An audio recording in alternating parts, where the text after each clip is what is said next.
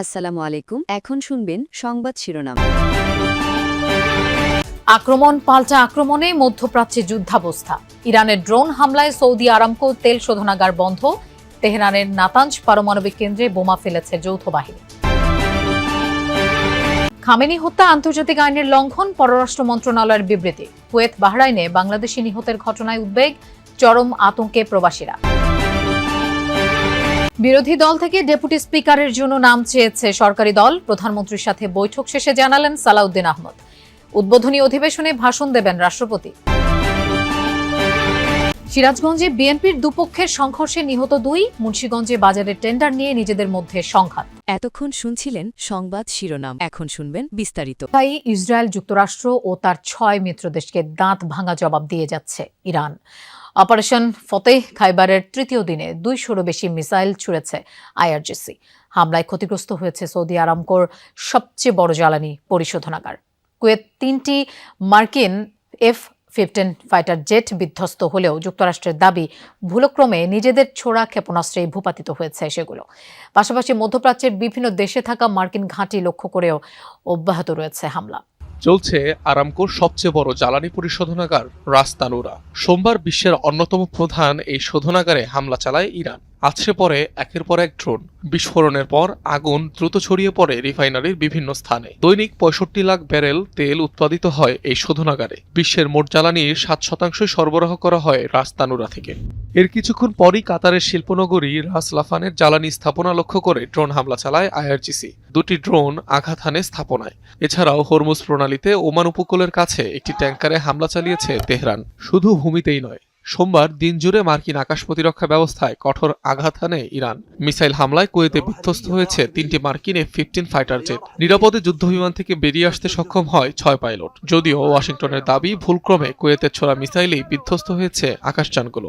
Operation Fateh খাইবারের তৃতীয় দিনে Tel Aviv সহ ইসরায়েলের কৌশলগত বিভিন্ন এলাকায় ব্যাপক ধ্বংসযজ্ঞ চালিয়েছে ইরান। যুদ্ধ শুরুর পর ইসরায়েলি ভূখণ্ড লক্ষ্য করে 10 দফায় মিসাইল ছুড়েছে আইআরজিসি। এর মধ্যে 24 ঘণ্টাতেই ছোড়া হয়েছে 200-র বেশি। হাইফা, জেরুজালেম সহ বিভিন্ন এলাকায় দেখা মিলছে এমন ধ্বংসযজ্ঞের। আন্তর্জাতিক বিভিন্ন গণমাধ্যম বলছে ক্ষয়ক্ষতি আর প্রাণহানির তথ্য গোপনের চেষ্টা করছে নেতানিয়াহু প্রশাসন। মধ্যপ্রাচ্যে এখন পর্যন্ত সবচেয়ে বেশিবার সংযুক্ত আরব আমিরাতে হামলা চালিয়েছে ইরান। ছুড়েছে 1.5 শতাধিক মিসাইল আর 2 শতাধিক ড্রোন। মধ্যপ্রাচ্যে ইসরায়েলের অন্যতম ঘনিষ্ঠ এই মিত্র সবার আগে আব্রাহাম অ্যাকর্ডসে স্বাক্ষর করে। অন্যদিকে ইউএইর আল দাফরা এয়ারবেজে রয়েছে মার্কিন F-35 যুদ্ধবিমান, যা ইরানের বিরুদ্ধে হামলায় ব্যবহার হয়েছে। এদিকে মধ্যপ্রাচ্যে মার্কিন সামরিক শক্তির কেন্দ্র বাহরাইনে 60টি মিসাইল ও 34টি ড্রোন ছুড়েছে ইরান। সেখানে থাকা যুক্তরাষ্ট্রে 5ম নৌবহরের শক্তিশালী রাডার সিস্টেম ধ্বংস করেছে তেহরান। এছাড়াও আইআরজিসির হামলায় ক্ষতিগ্রস্ত কুয়েতের আলী আল সালেম মার্কিন ঘাঁটি। মধ্যপ্রাচ্যের যুদ্ধ পরিস্থিতিতে হতাহতের শিকার বাংলাদেশিরা। এতে চরম নিরাপত্তাহীনতায় দিন কাটছে মধ্যপ্রাচ্যের দেশগুলোয় থাকা 2.25 কোটির বেশি বাংলাদেশির। নিরাপত্তা নিয়ে উদ্বেগের পাশাপাশি ভবিষ্যৎ নিয়েও দুশ্চিন্তায় তারা। সরকার বলছে যে সেসব দেশে থাকা বাংলাদেশিদের নিরাপত্তা সর্বোচ্চ অগ্রাধিকার। পরিস্থিতির অবনতি হলে তাদের ফেরানোর প্রস্তুতিও আছে বলে জানিয়েছেন প্রধানমন্ত্রীর পররাষ্ট্র উপদেষ্টা হুমায়ুন কবির। তবে নিয়মিত পরিস্থিতি মূল্যায়ন করে করণীয় বাস্তবায়নের উপায় খোঁজার তাগিদ দিচ্ছেন বিশ্লেষকরা। ইরানে ইসরায়েল ও যুক্তরাষ্ট্রের যৌথ হামলা, সর্বোচ্চ নেতা আয়াতুল্লাহ খোমেনিকে হত্যা, কয়েকশো মানুষের অকাল মৃত্যু, সব মিলিয়ে পরিস্থিতি জটিল। এ অবস্থায় উত্তেজনা ছড়িয়ে পড়েছে পুরো মধ্যপ্রাচ্যে। দুবাইয়ের বিমানবন্দরে হামলার পর সোমবার সৌদি আরবের সবচেয়ে বড় তেল শোধনাগারে হামলার ঘটনায় আতঙ্ক বেড়েছে দেশগুলোতে। কেবল সৌদিতে অবস্থান প্রায় 30 লাখ বাংলাদেশির। এর বাইরে আরব আমিরাতে লাখ 10 সহ সব মিলিয়ে মধ্যপ্রাচ্যে অন্তত 50 থেকে 60 লাখ বাংলাদেশি কর্মরত।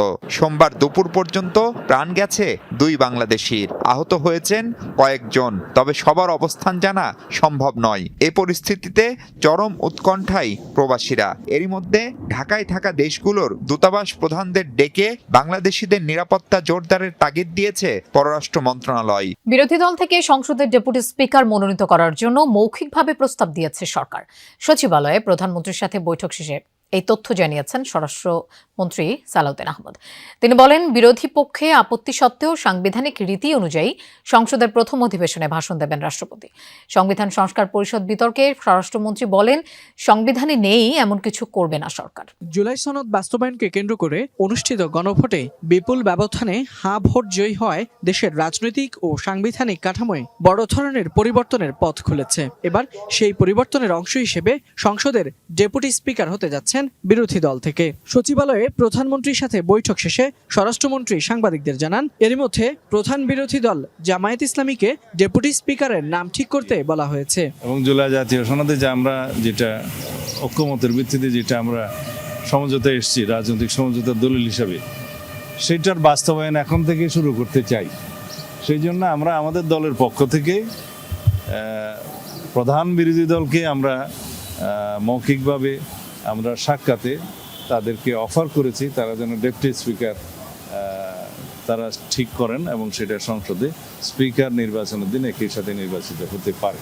সংবিধান সংস্কার পরিষদ নিয়ে এক প্রশ্নের জবাবে মন্ত্রী বলেন, সংবিধানে সংশোধনী এনে সংবিধান সংস্কার পরিষদ আনা যেতে পারে, কিন্তু তার আগে সংবিধানে নেই এমন কিছু বাস্তবায়ন করা সম্ভব নয়।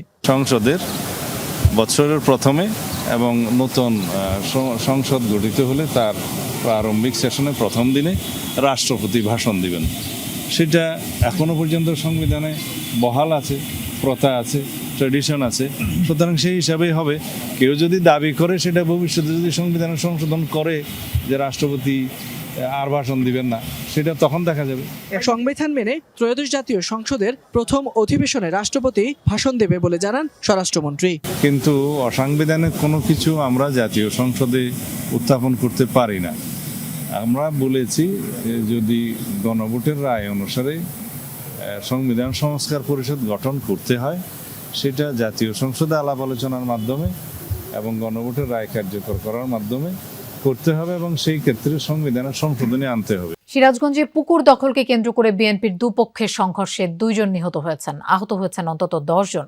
সকালে রায়গঞ্জ উপজেলায় এই ঘটনা ঘটে। এদিকে মুন্সিগঞ্জের টেন্ডার জমা দেয়া নিয়ে মারামারিতে জড়ায় ক্ষমতাসীন দলের 2 গ্রুপের নেতাকর্মীরা।